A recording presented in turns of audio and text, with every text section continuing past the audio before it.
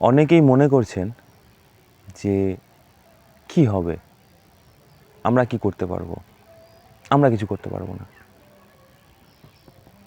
ছোট্ট দুটো উদাহরণ দেব। থাইল্যান্ডের একটা শহর আছে যেটা জনসংখ্যায় জিয়াগঞ্জের অর্ধেক, 33-35 হাজার মানুষ থাকে সেখানে, কিন্তু তারা বিশ্বের নাম্বার 1 সাইকেল ম্যানুফ্যাকচারিং শহর ওটা। দ্বিতীয়, আমেরিকাতে একটা শহর আছে যে শহরটার জনসংখ্যা জিয়াগঞ্জের জনসংখ্যার 4 ভাগের 1 ভাগ, কিন্তু তারা বিশ্বের নাম্বার 1 ওয়াইন তৈরি করে। হবে না এটা ঠিক না, কিভাবে হবে এটা ভাবুন। কর্মসংস্থান,